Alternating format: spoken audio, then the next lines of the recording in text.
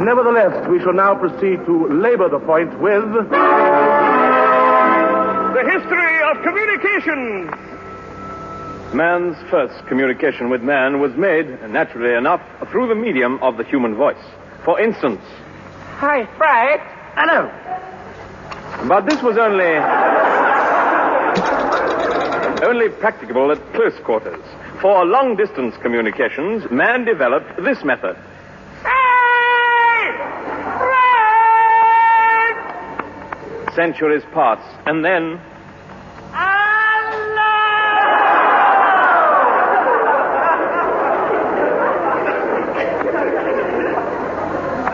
The first important method of communication over long distances was the runner.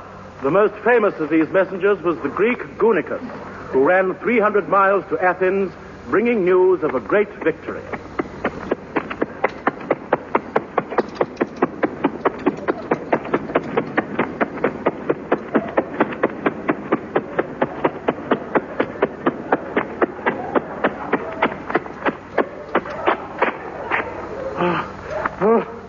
My lord, greetings. I come from the great warlord Arnold Brindocles. 300 leagues have I run, over the Ionicus, down the plains of Olympus, through the snowy wastes of Sabina, across the arid deserts of Xerxes, and I did swim the boiling waters of the Hellespont, and over Yes, but the message. Oh, hold on, I'll look back and get it. In the 19th century came the innovation of the first penny post, thus, after nearly 2,000 years, finally dispensing with the runner. About time, too.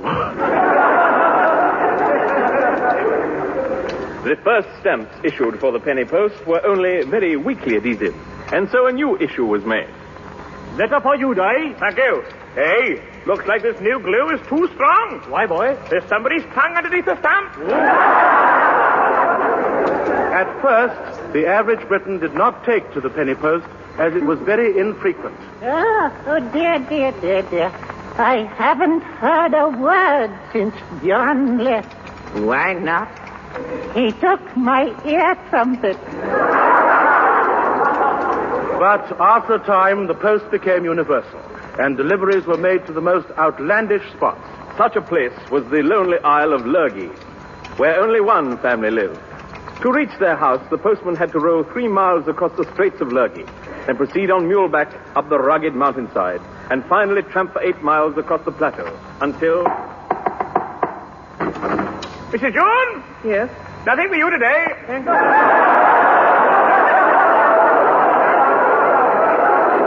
A few years later came the parcel post, and for the first time, people were able to send appropriate gifts to loved ones far away. Yes?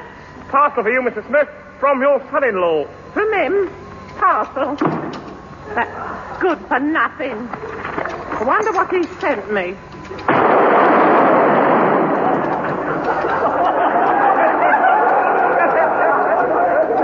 And somewhere in London, an unknown man is seated in a tiny workshop.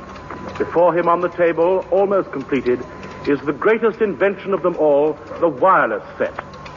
He looks up, weary and haggard, as his wife comes in.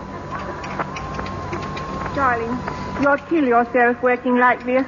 I must go on. Don't you understand? What? I feel I'm nearly there. Wireless. That's what I call it. Wireless. Yes, wireless. Oh, if only I could unravel the secret of the battle coil balance. But, darling, you must relax for a while. I can't. Why don't you sit down with me and watch the television? Apart from its entertainment value, radio soon became used for a number of practical purposes. For instance, in helping to combat crime. Hello, calling Patrol Car 7B. Hello? Controlling Patrol Car 7B. Turn left into 52nd Street.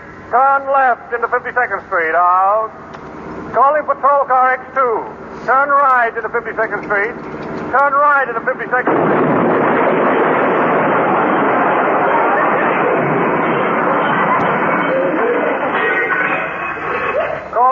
117. With the war came internal security and the problem of devising special secret methods of communication.